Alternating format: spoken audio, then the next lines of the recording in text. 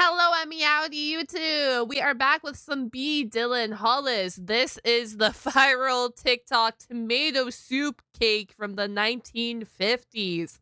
Let's do it. Gentles and ladymen, the Hello. unpresuming tomato. This here is a venerated fruit with its foot thoroughly Wait, before we dive in, let me know down in the comments below. Do you love tomatoes or do you hate tomatoes? in the door of savory cookery. It has a variety of uses which are near infinite, from salads to pasta sauces. And one of these uses is within the condensed tomato soup. Yes, this is yummy. a canned goods staple, unassuming and commonplace. In fact, I'm quite sure it's a felony in at least 28 states for one to consume a grilled cheese sandwich without this. It is expected. Grilled cheese and tomato soup combo is high tier. I do agree.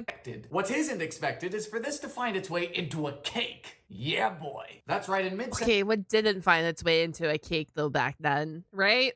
America, the Campbell's Corporation decided it would be a good idea to broadcast to the nation at large that Campbell's tomato soup could be a feature presentation within the dessert cake. Not only that, but that you at home could and should make one. Now, while So Campbell's was trying to sell their soup to the public. Understood. this specific recipe does come from 1950 itself, it's quite hard to date the Campbell's tomato soup cake because it's had so many iterations. Starting in the 20s into the 30s and the 40s, this has been the secret ingredient in many spice and fruit cakes, and the Campbell's website does actually have a great history page on the origins of their Campbell's tomato soup spice cake, which is the variation of this cake which is proven to have the most lasting power. Now, we shouldn't speak about the tomato soup cake without first speaking about recipes and advertising, because in my humble opinion, Everything was advertised in a recipe back then.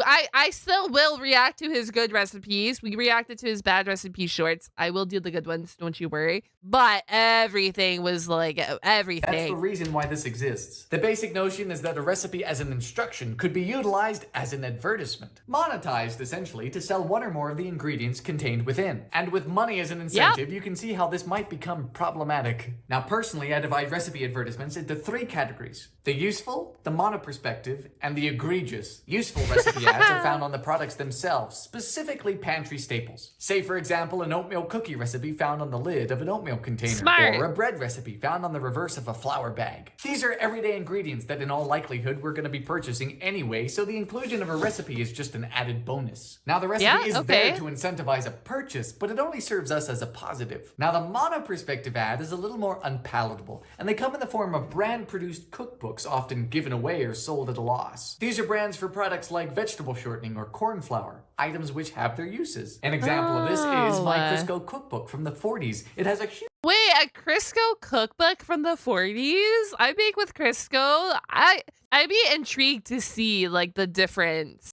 huge variety of dishes, many of which aren't too bad. The issue is that each and every recipe specifically cites Crisco in all caps, for that matter. And listen. You sometimes just gotta sell it, right? The recipe was written with Crisco in mind. The book omits the fact that many of those lunches, dinners, and desserts would taste a whole lot better if one would just use butter or another cooking fat. It is real perspective. Like scallops?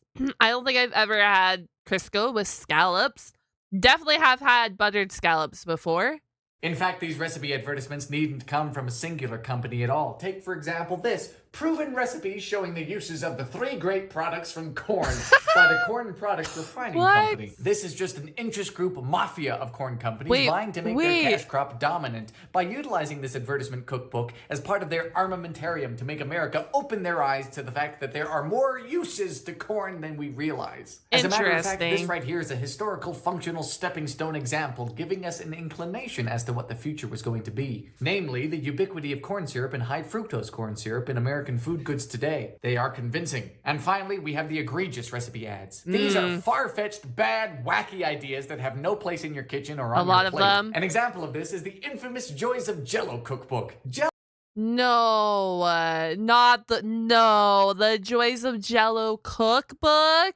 Jello has no business being a daily fixture in your life, and the need for 96 different recipes utilizing it is non-existent. And here stands the magic tomato soup cake. Wanting to manifest a greater demand for tomato soup, some right git came up with this. The question is it all baloney? No, it's tomato soup. We of course begin with the creaming of margarine and sugar. Now I've always found this recipe a little bit off because it asks us to cream an entire cup of sugar into just 2 tablespoons of margarine. What? And if you're at all familiar with the creaming method, What? you'll know this is difficult. But I ain't a quitter. When I say that this is as far as you're gonna get, I mean it. Physics disallows us continuing. Also, don't mind this. This is just a casual 2 pounds of lard. I didn't expect this career path. Next.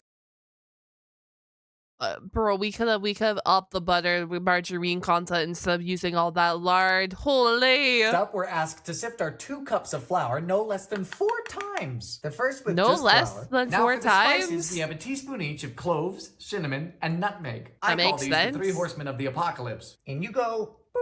And the cinnamon. We just give this a little Cinnamon. mix with a fork. And then At least that will kind of mask the tomato taste. 3 right? more times.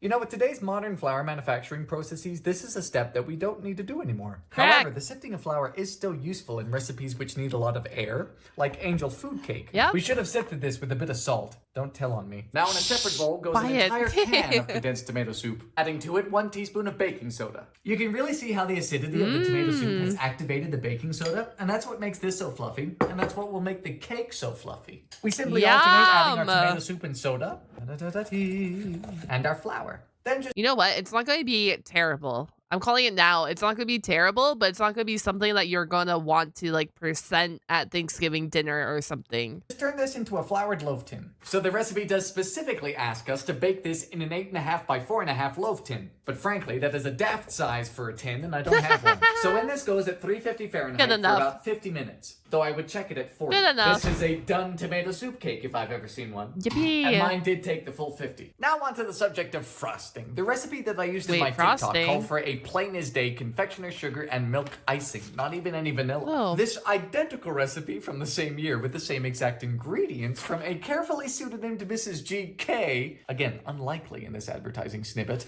calls for a creamy chocolate frosting, which is cream cheese based. But I tell you, I had so much fun with that icing, so What? we're just gonna do that. Just a plain old half cup of milk, and then enough confectioner's sugar to get us thick. You might also call it icing sugar or powdered sugar, or hell, you might call it Lucy. I'm not stopping you. You know, thinking of it, Whatever. you might just want a 1/4 cup of milk. However, it was somewhat intentional There it because is. I wanted to cover up these flour spots. Well, looky here. All right. An equally horrifying Yummy. glaze job for a Bro, imagine someone that's like, ooh, someone brought cake into work. And then they try it and they're like, what?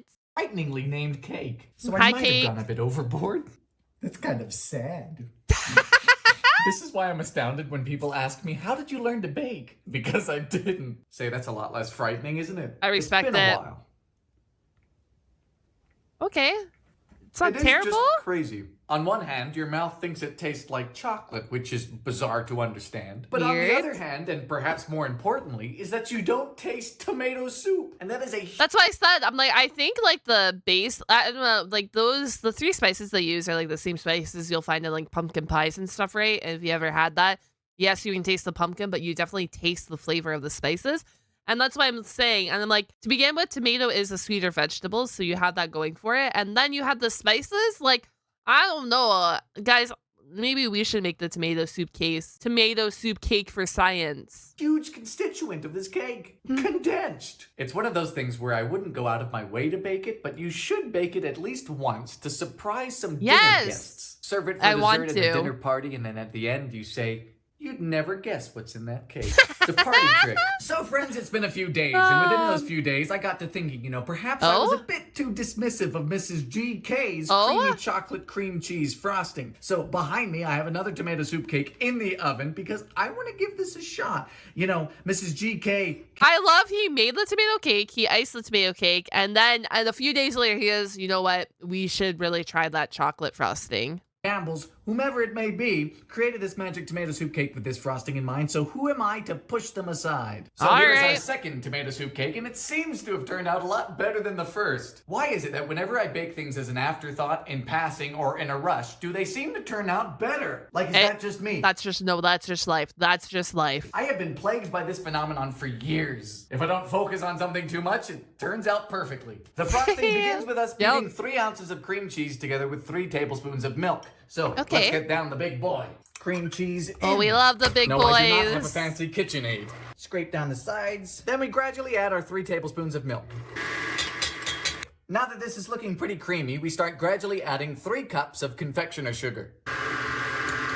And then cocoa So powder, this has probably? made quite a lovely Yeah? and thick cream cheese frosting, but Maybe? now on to chocolate. And it's here where we run into some trouble because the recipe asks for 2 squares of bitter chocolate, and there isn't a nation on earth that I'm familiar with that upholds a square as a unit of measurement. So we are left to ponder how much they want. Now I have a bar here of bittersweet chocolate. It's not bitter nor sweet. That's why I said, I'm like, you never know with these recipes, right? Like, I didn't know what the chocolate they would be using back then. But that makes sense. Bitter squares make sense. You never know. Sweet, hence the name. Each individual rectangle is 1/4 ounce, and I don't think Mrs. GK means just 2 of those, meaning 1/2 ounce. I think Mrs. GK must mean 2 1/2-ounce squares, which would be, of course, an ounce. But that doesn't seem like a lot for chocolate frosting, does it? But then doubling that seems a little bit too much. So we're gonna start with just 1 ounce of chocolate, melt that down in the microwave, and then go from there. In you go. You know, I think that might have been enough. It's a bit of a sickly pallor for a chocolate frosting, but I reckon that's perhaps what Mrs. GK wanted. In goes a teaspoon of vanilla and 1/4 teaspoon of salt. Cake time! It looks now, I think we've already chocolatey. established quite well that this part of baking is not my forte, but let's see what we can't do. All these fancy Instagram beautiful. pages, magazine articles, they're big. Listen, you're out here baking, you're out here frosting, that's good enough. That's an attempt. Making things looking like it's fit for the gods. What am I doing? A tomato soup cake. I don't know about you, but I think it's safe to say that this cake is sufficiently frosted. Oh, it's good. This is a lot better than the first. But does it taste a lot better? Yep. Yes. Yep. Yes, it does. It goes perfectly with the Chocolate frosting, chocolate cream cheese frosting is a thumbs up here. tomato soup. I'm sorry for doubting Mrs. GK. So, although our tomato soup cake is aligned more with novelty than it is proper baking, I believe it has its place. It is a surprisingly wonderful combination of flavors that I think you should experience. So here's to that, and I'll see you Cheers. soon. I will see you whenever we watch another video of yours. Fantastic. 10 out of 10. And YouTube, if you made it all the way to the end of my reaction, comment down tomato emoji. I love when you guys flood the comments with whatever I tell you to do. So tomato emoji. If you don't have access to the emoji, comment down the word tomato. I will see you guys all on the flip side. Have a wonderful day and goodbye.